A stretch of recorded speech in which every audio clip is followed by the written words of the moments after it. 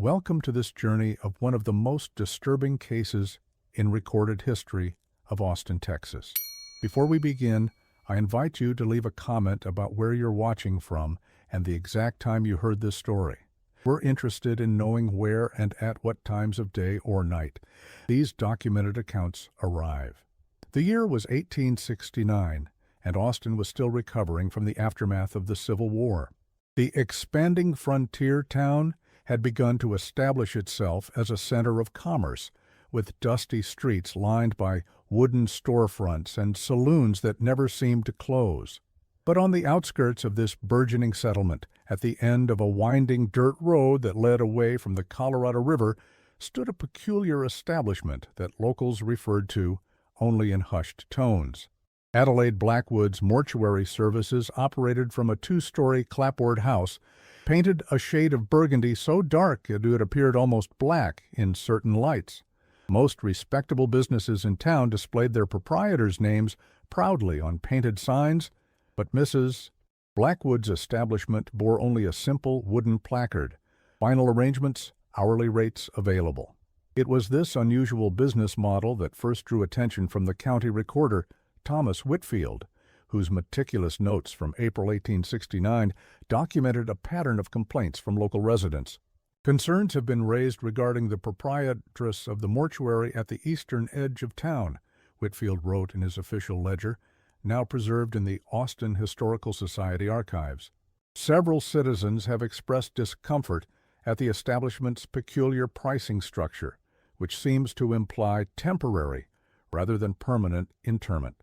The initial complaints might have been dismissed as mere curiosities had it not been for the persistence of one Jeremiah Foster, owner of the general store on Congress Avenue. Foster's detailed letter to the county office, dated April 18, 1869, described his encounter with Mrs. Blackwood when arranging services for his late business partner. "The widow's manner was most disconcerting," Foster wrote.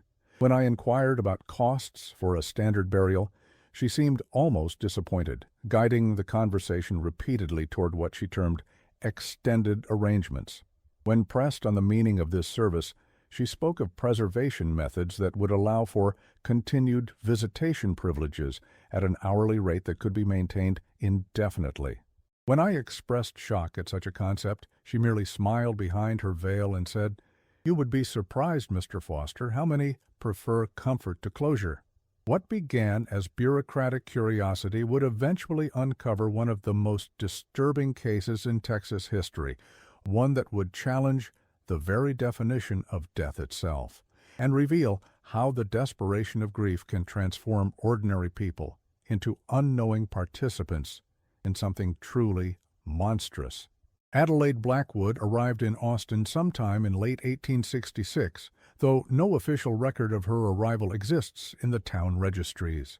The first documentation of her presence appears in a land deed dated January 1867, recording her purchase of the old Hancock property, a house that had stood vacant since its previous owners fled during the war. She paid in gold coins according to the notary's records, and took possession immediately. The source of Mrs. Blackwood's funds remained a subject of speculation. The sum required for the property purchase was substantial, particularly in the cash-strapped post-war economy. According to bank records examined later, she deposited additional gold with the First National Bank of Austin shortly after establishing her residence, enough to raise eyebrows among the institution's managers, though not sufficient to prompt official inquiry in those relatively lawless days. Within weeks, the house had been converted. The ground floor became a sparse but dignified viewing parlor, while the upper floor served as Mrs. Blackwood's private residence. A separate outbuilding behind the main house was expanded significantly, and curious neighbors reported deliveries of unusual equipment, including an ice house and what appeared to be specialized metal tables. The renovations were carried out primarily by workers brought in from San Antonio rather than local laborers.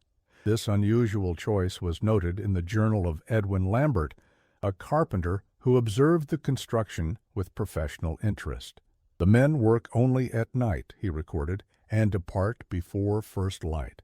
They speak little English, and when questioned about their tasks by townsfolk who pass by, they claim ignorance of anything beyond the specific instructions they've been given. Whatever they've constructed inside that outbuilding, they've been paid handsomely to forget it." Mrs. Blackwood herself was a figure of contradictions. Estimated to be in her early 40s, she dressed in mourning attire at all times, high-collared black dresses and veils that obscured much of her face. Yet, despite her somber appearance, those who interacted with her often remarked on her unusual demeanor. "There is something disconcerting in the way the widow speaks of death," wrote Reverend James Thornton in his personal journal, recovered from the church archives in 1922.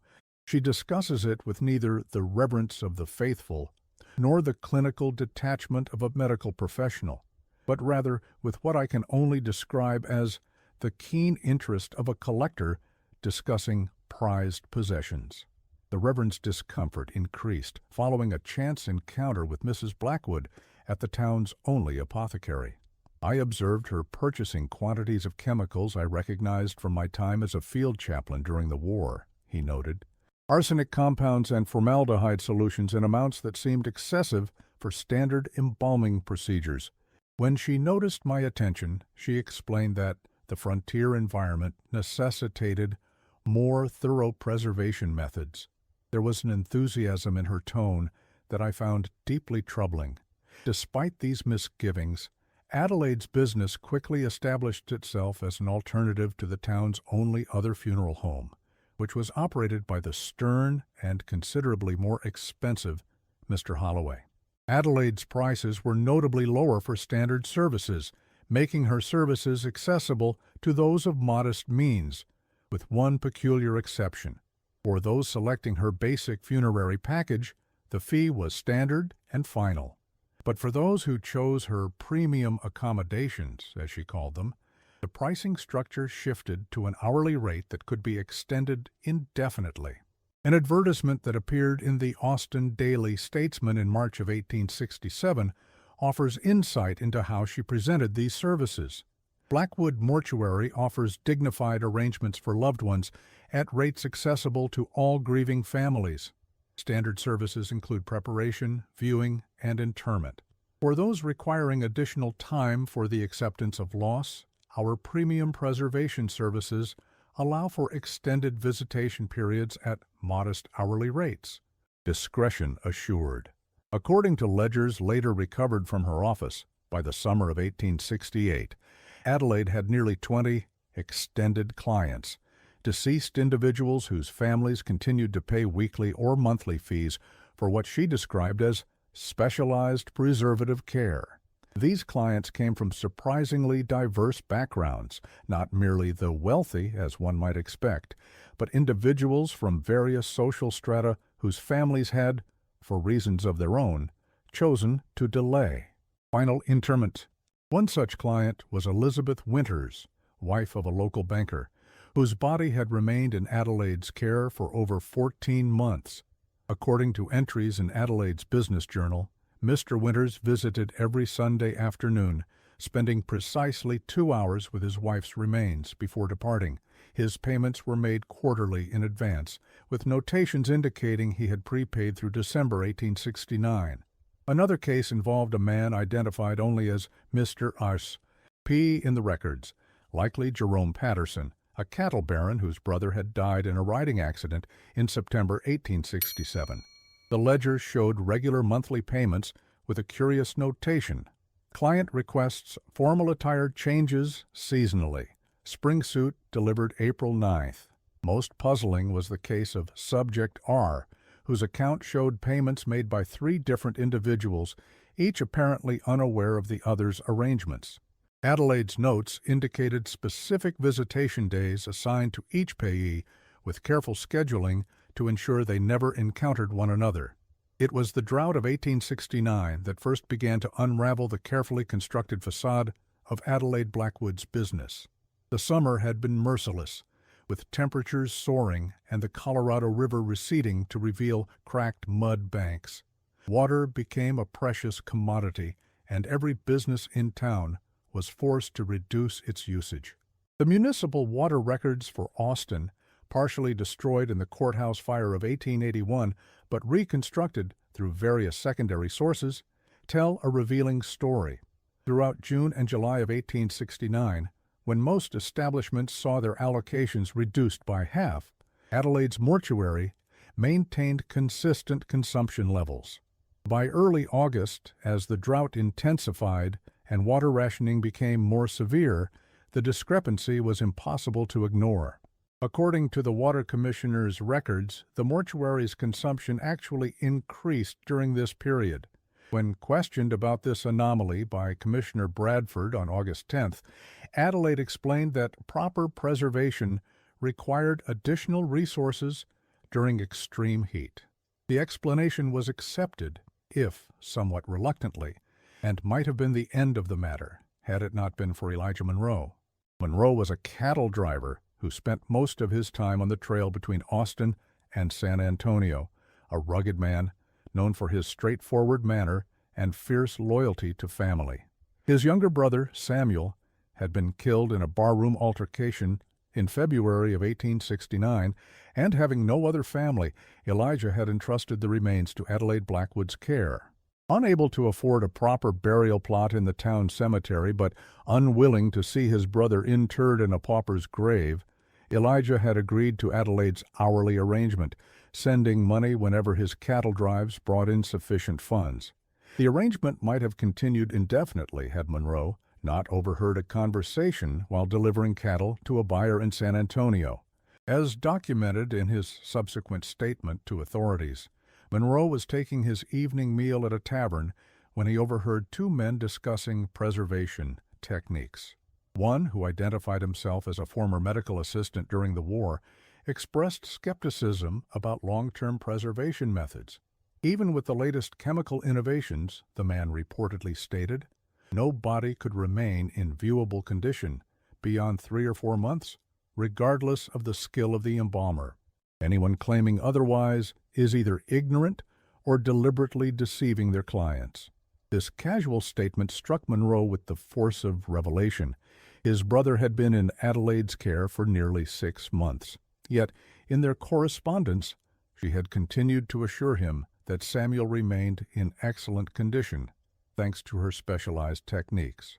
Troubled by this discrepancy and armed with the proceeds from his recent drive, Monroe decided to return to Austin immediately to settle his account and arrange for his brother's proper burial. In August of 1869, Elijah returned to Austin after a particularly profitable season, determined to provide his brother with a proper burial at last.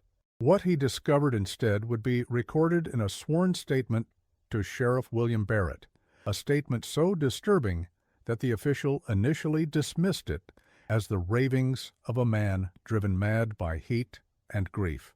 I arrived at the widow's establishment shortly after sunset on August 15th, Monroe testified, in documents preserved in the county archives.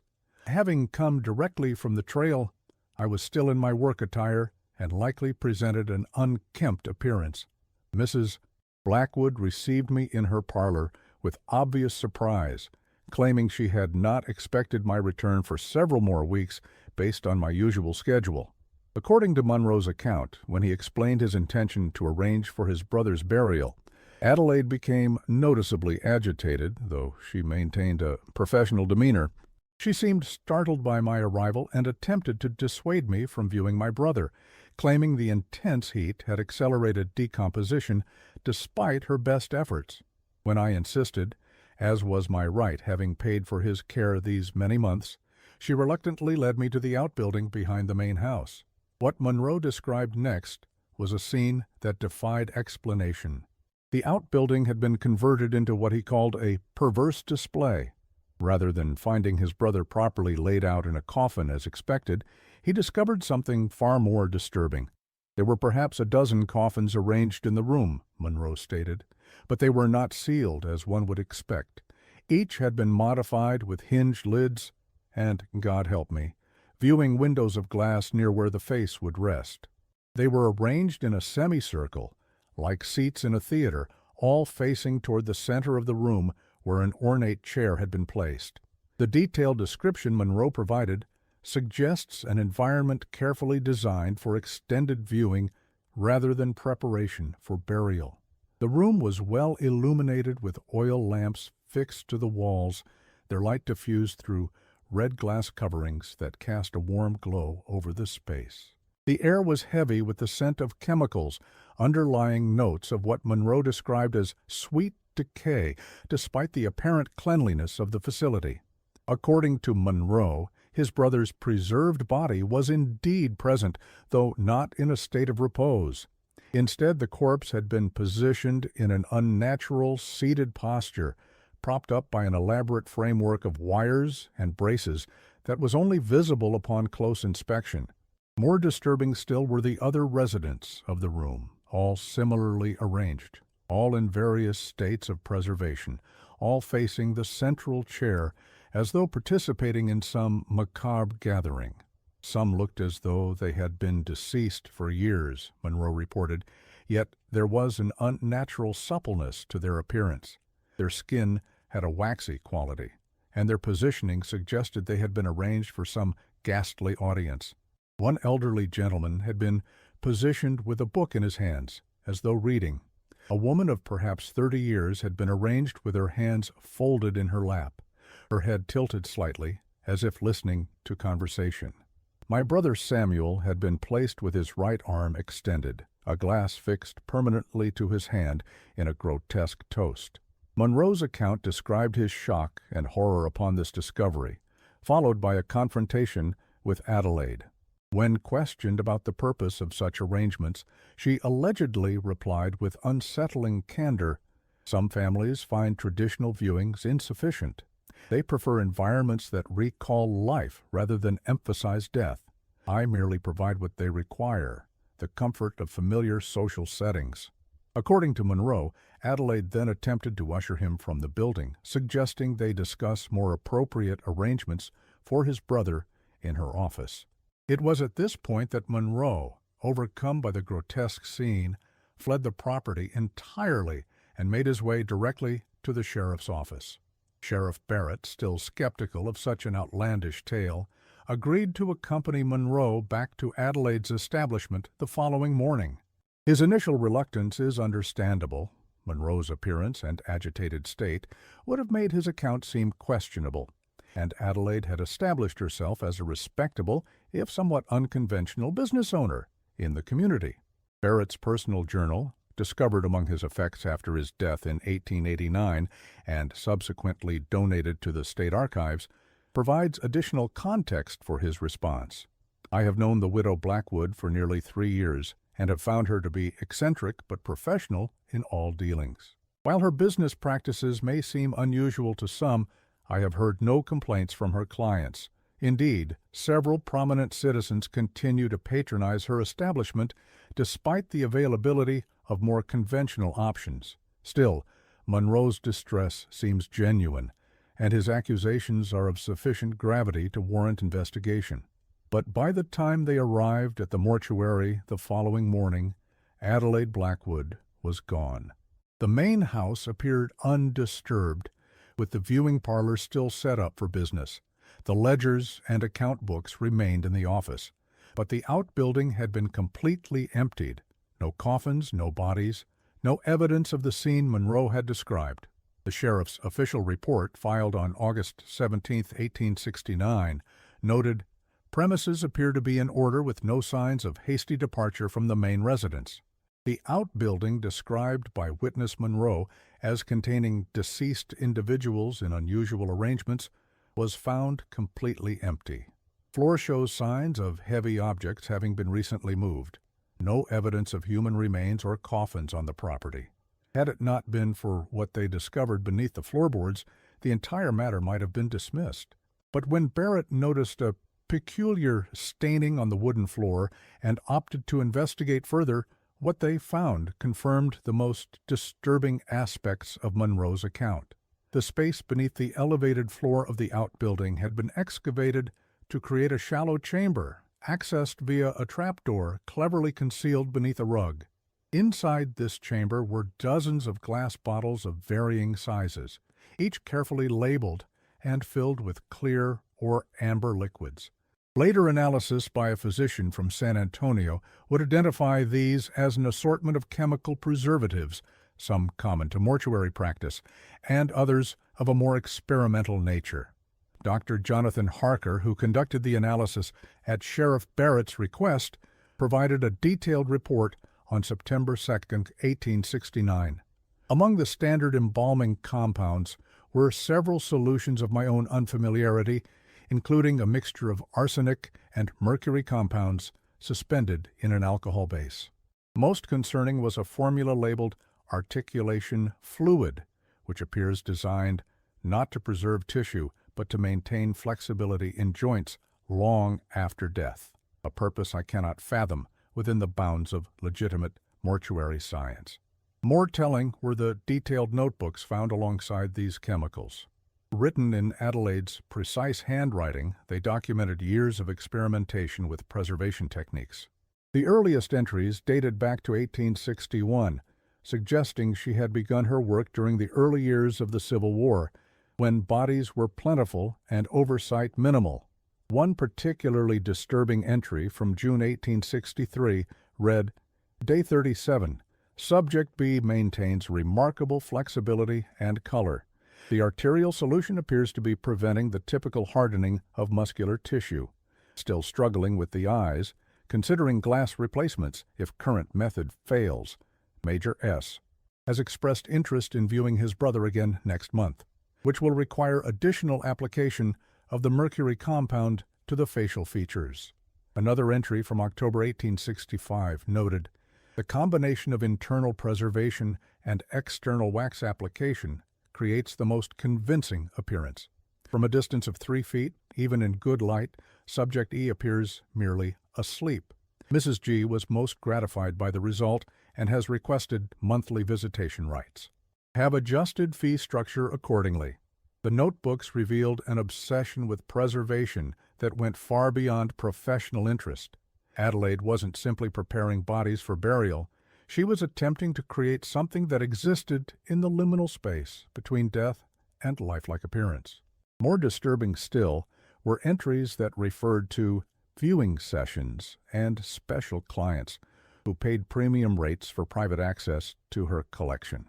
An entry from March 1868 provided chilling insight into these practices.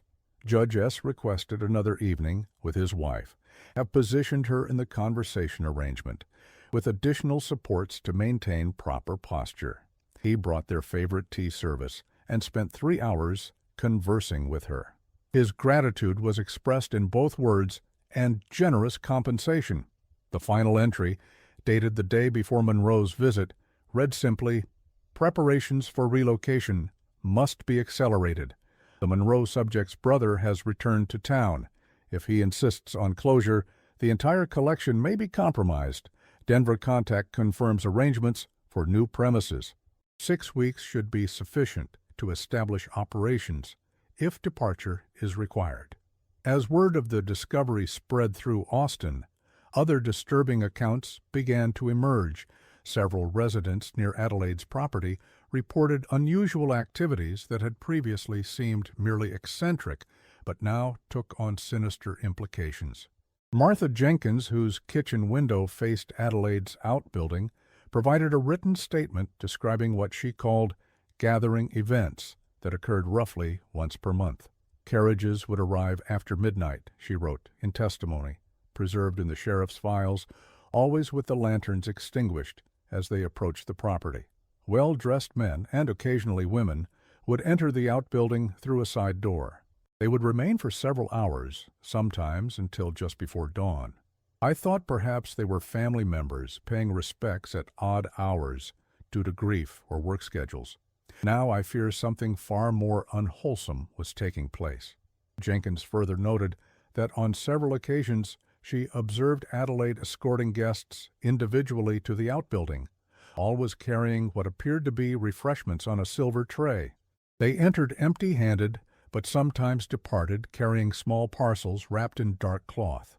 One gentleman, whose resemblance to Judge Stanton was unmistakable despite the late hour, visited monthly, always on the night of the full moon, and often remained until first light. Thomas Green, who operated the livery stable near the eastern edge of town, corroborated these accounts with his own observations. According to Green, he had on several occasions been paid handsomely to provide discreet transportation to Adelaide's establishment for various prominent citizens.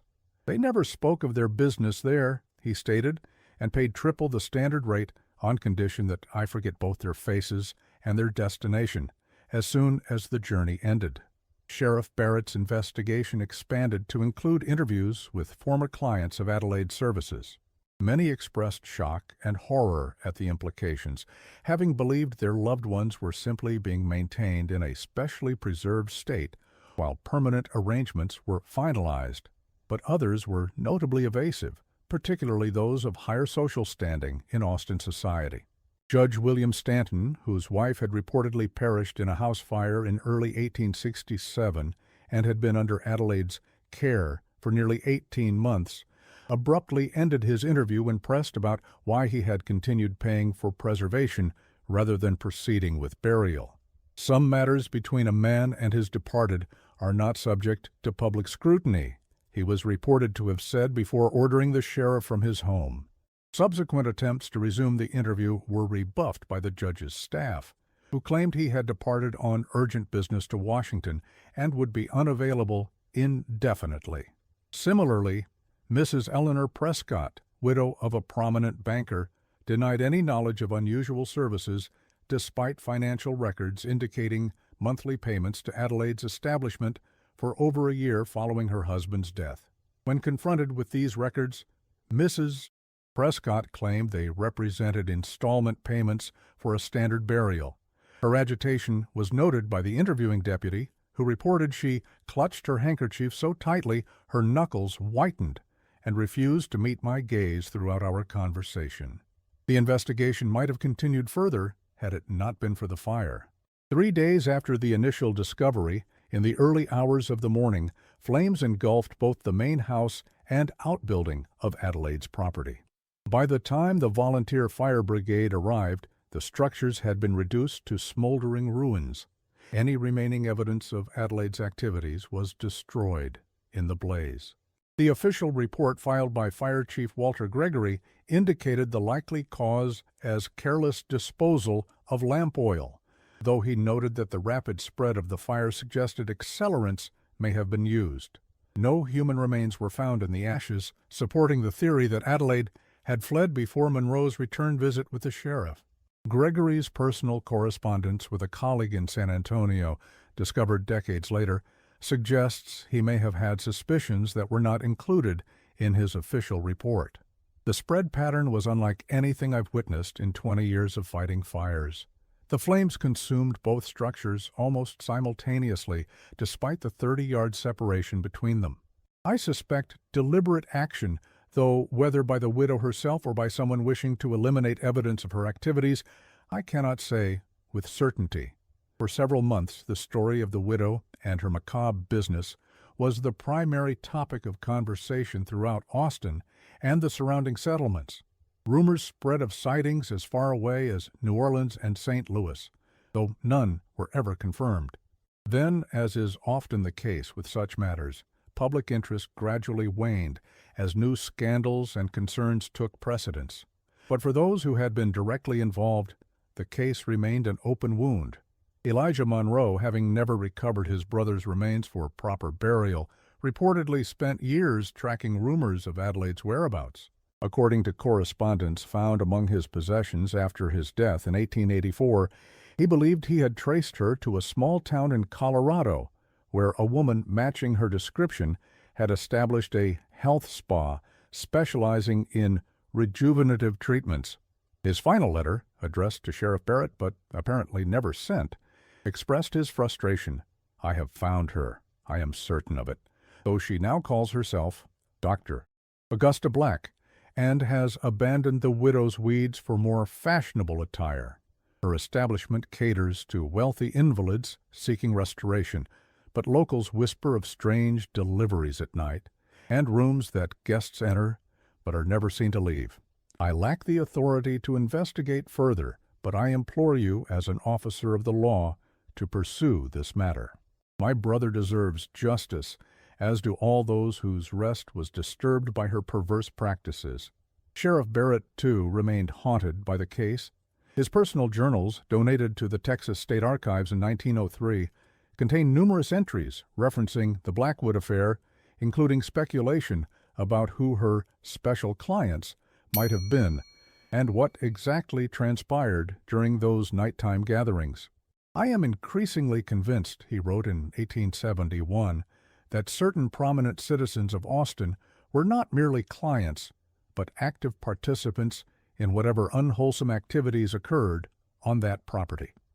The fire that so conveniently destroyed all evidence bears the hallmarks of a coordinated effort to conceal not just Adelaide's crimes, but the complicity of others who continue to walk freely among us. Judge Stanton's sudden appointment to the federal circuit and subsequent relocation to Washington strikes me as particularly convenient timing. A later entry from 1876 suggests Barrett never fully abandoned the investigation. Received correspondence from Marshall Dawkins in Denver regarding a woman fitting Blackwood's description, operating an unusual business there. By the time my reply reached him, the woman had relocated, leaving no forwarding address. I sometimes wonder if she maintains a network of informants specifically to alert her when inquiries are made. The persistence with which she evades justice suggests resources and connections beyond what one would expect of a simple mortician.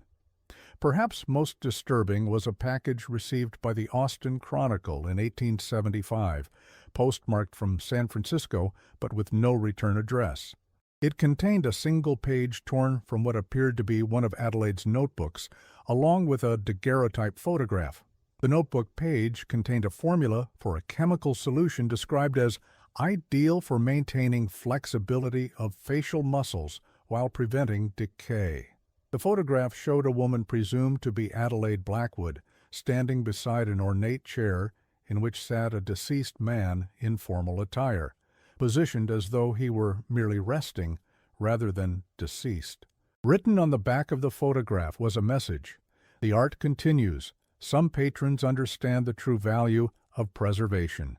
The Chronicle's editor, Harold Jenkins, chose not to publish either item, instead turning them over to local authorities.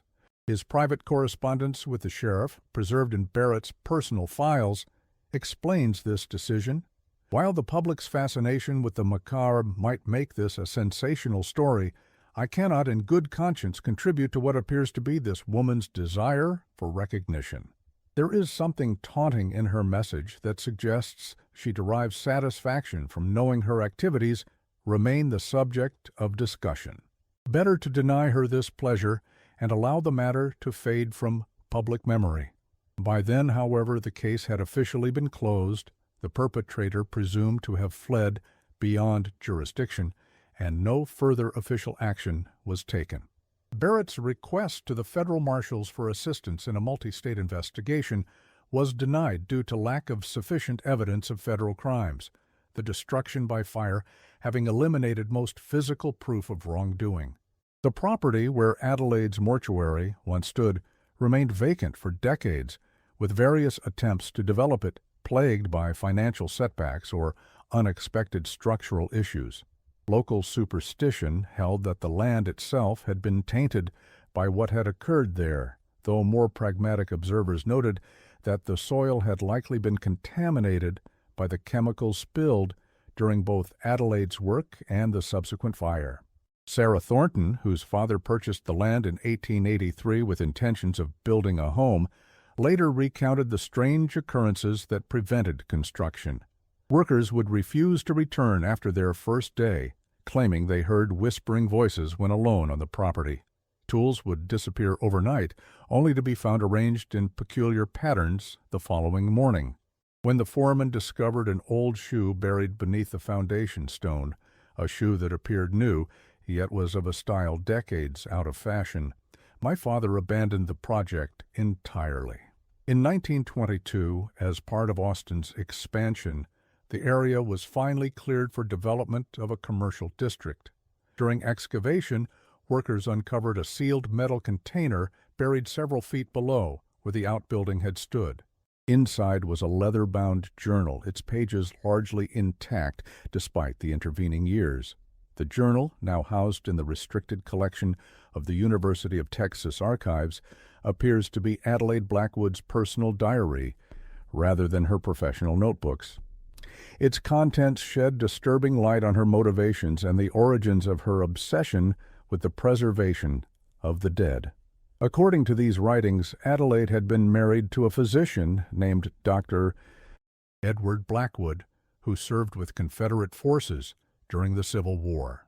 His experimental work on preserving bodies for transport back to families had initially been done out of compassion, but as the war progressed and resources dwindled, he had begun accepting private commissions from wealthy families willing to pay exorbitant sums to have their loved ones returned in viewable condition. An entry dated September 1863 describes their early collaboration. Edward teaches me his techniques with surprising patience. He says my artist's hands are better suited to the delicate work of facial restoration than his surgeon's fingers. Together, we have preserved the colonel's son so convincingly that when positioned in his uniform against an appropriate backdrop, one might almost believe him about to speak. The family has paid handsomely for our efforts, funds that will allow Edward to continue his official duties without the constraints of military supply shortages. After her husband's death from typhoid in 1864, Adelaide had continued his work, refining his techniques through trial and error. But somewhere along this path, her focus shifted from preservation for burial to something more disturbing: preservation as a form of denial, a way to maintain the illusion that the deceased remained present in some capacity. A pivotal entry from December 1865 reveals this transition. Mrs. Garfield returned for the 5th time to view her husband before his scheduled burial. She sat beside him for hours, speaking softly as though he could hear. When I finally suggested we proceed with interment as planned, she clutched my arm with surprising strength and asked, "Must we?" He looked so peaceful, so present. I cannot bear the thought of him in the cold ground. It occurred to me then that perhaps burial is not always the kindness we presume it to be.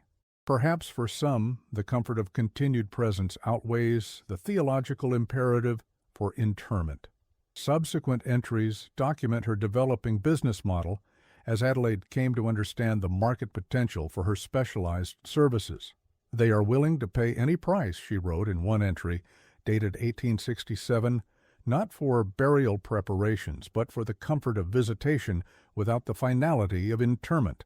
I merely provide the service that grief demands, the opportunity to sit with those who have passed, to speak to them in familiar surroundings, to pretend for a few precious hours that death has not truly claimed them." Her clinical tone when describing technical challenges is particularly chilling. The eyes remain problematic. Glass replacements lack the proper depth, while preserved natural eyes cloud too quickly. My latest solution, thin shells of painted glass placed over the treated originals, maintains both the appearance of depth and the original color. Judge Stanton was most pleased with the improvement in his wife's appearance, commenting that she finally looks at me as she once did. Later entries revealed a more calculated approach to her business model, as Adelaide came to understand the psychological dependence that developed among her clients. Initial reluctance gives way to routine, which eventually transforms into necessity, she observed, in an entry from early 1868. What begins as a temporary arrangement while they gather courage for final goodbyes becomes a standing appointment they cannot bear to cancel. The hourly rate ensures both my livelihood and their continued commitment to the comfortable fiction we have created together. Mr. Winters now brings fresh flowers weekly for his wife's hands, though she has been with me for over a year. He speaks of her in the present tense exclusively. Most disturbing were her descriptions of what she called communion gatherings, the events witnessed by her neighbor, Martha Jenkins. According to Adelaide's journal, These were not simply viewing sessions, but elaborate social events where select clients gathered in the presence of their preserved loved ones, arranged in a macabre facsimile of a living social circle. Tonight's gathering was particularly successful, she wrote after one such event in April 1869. Judge S. brought champagne to celebrate what would have been his wife's birthday. Mrs. L. read poetry to her husband, while Colonel W. simply sat holding the hand of his companion for nearly 3 hours, occasionally introducing him to the others as though he were merely shy rather than 4 months deceased. They find such comfort in these shared moments of denial, in having witnesses who participate in and validate their unwillingness to accept finality. A subsequent entry suggests these gatherings may have evolved beyond simple visitation. The suggestion of movement, so subtle as to be almost imperceptible, creates the most profound effect. A mechanized hand that can be made to slightly tighten its grip, eyes with lids that can be lowered and raised via nearly invisible wires, a chest that appears to rise and fall through carefully concealed bellows. These small animations, deployed at precise moments, elicit gasps of both terror and delight from my clients. Terror quickly gives way to the comfort of imagined continuation, and they leave more dependent than ever on what only I can provide. The journal ended abruptly in August 1869 with a hasty entry that suggested Adelaide had been warned about Monroe's return and the impending investigation. The final words, scrawled in a hand less controlled than her usual precise script, read, "Arrangements have been made for transportation of essential materials and 7 of the most perfectly preserved subjects. The others must unfortunately be abandoned. Denver offers promising opportunities, with mining accidents providing regular clientele and a society wealthy enough to afford specialized services. Judge S. has provided letters of introduction to several prominent families who have recently suffered losses and may be receptive to alternative arrangements. Whether Adelaide actually reached Denver or continued elsewhere remains unknown. No conclusive evidence of her subsequent activities has ever been verified, though historians researching unusual death practices and funeral customs occasionally uncover tantalizing suggestions of her influence. In 1897, authorities in Sacramento, California, investigated a so-called therapeutic retreat, where wealthy patrons reportedly spent time with deceased family members who had been preserved through undisclosed methods. By the time investigators arrived, the proprietor, described as an elderly female doctor of indeterminate origin, had closed the establishment and disappeared. An article in the Sacramento Bee, dated October 18, 1897, described the facility. The parlors of Dr. Black's establishment were appointed with unusual luxury, each private viewing room featuring comfortable seating, music boxes, and what appeared to be specialized display cabinets. These cabinets, according to former employees, could be illuminated from within to create what was described as a lifelike glow around their occupants. Authorities declined to comment on the nature of these occupants, though rumors suggest they were deceased persons maintained through chemical means for the visitation of grieving relatives.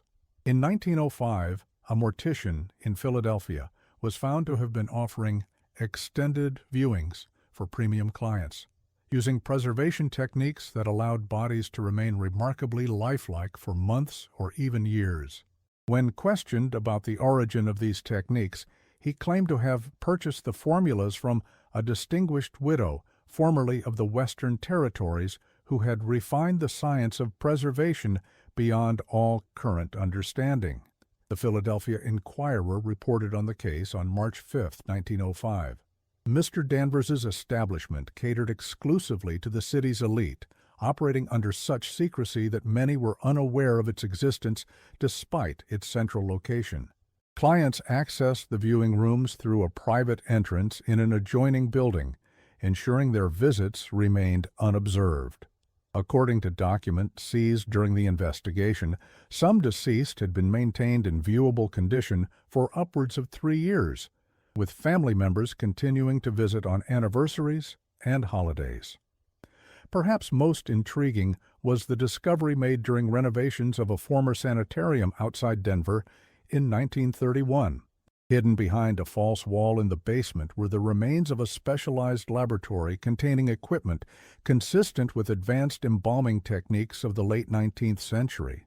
Among the items recovered was a small leather case containing surgical instruments, each engraved with the initials AB. A report filed by the renovating contractor noted, "The hidden chamber appears to have been abandoned hastily.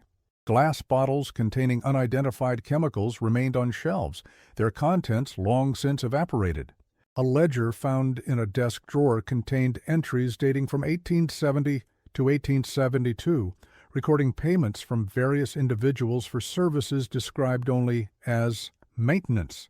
Most curiously, we discovered an intricate mechanism of wires and small bellows that, when assembled according to the accompanying diagrams, appeared designed to simulate breathing movements in an inanimate form. Adelaide Blackwood's true fate remains unknown. No death certificate has ever been located. No grave bears her name.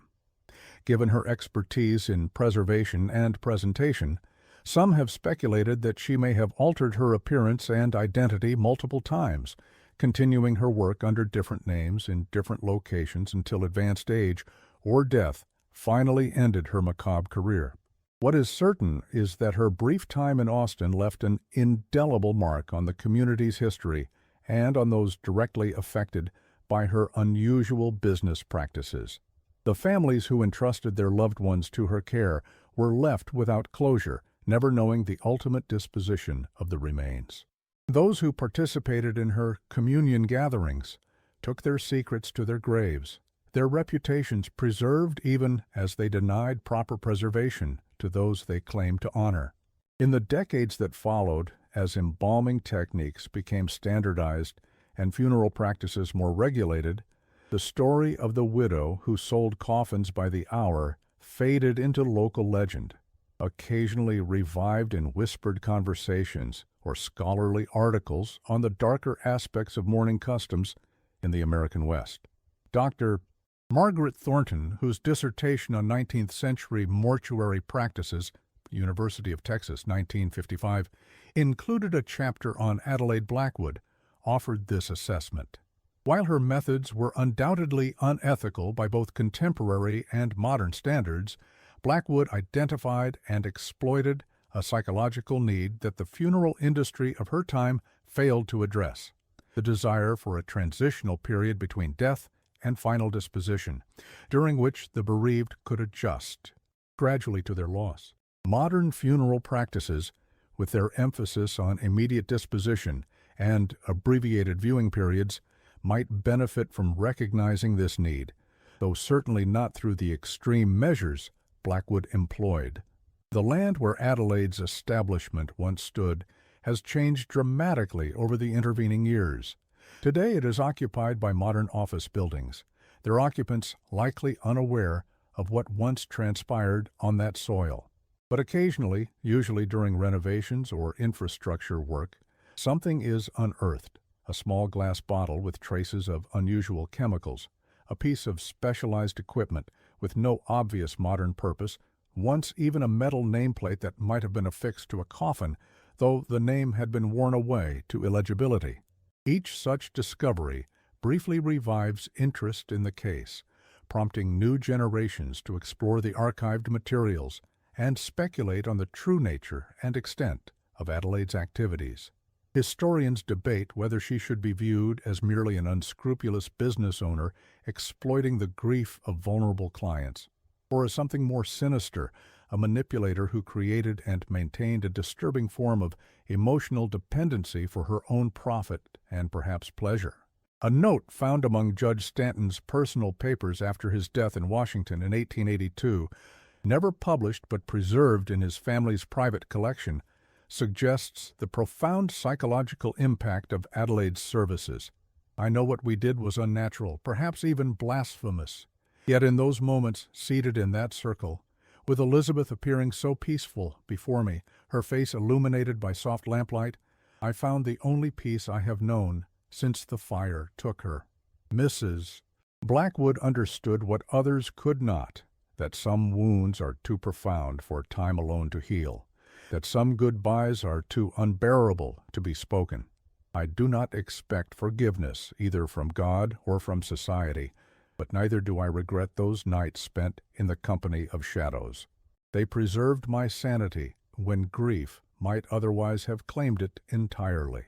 What cannot be disputed is the psychological insight that allowed her to identify and exploit a fundamental human weakness, the desperate desire to deny the finality of death, to maintain connection with those who have passed beyond reach. Adelaide Blackwood did not create this desire, but she provided a grotesque means of indulging it for an hourly fee. Perhaps the most disturbing aspect of the entire case lies not in the physical preservation of the dead, but in what it reveals about the living, the lengths to which ordinary people might go to maintain comfortable illusions, and how such desperation can transform the natural process of grief into something unnaturally prolonged and ultimately more damaging than the pain it seeks to avoid.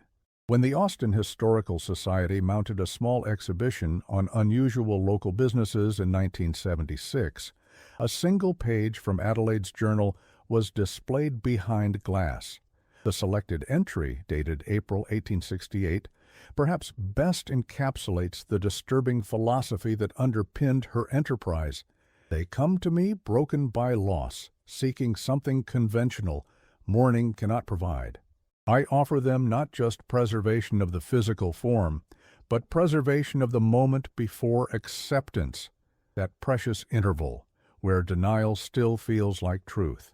They pay not for the coffin or its contents, but for the suspension of reality, for hours spent in a world where death can be temporarily undone.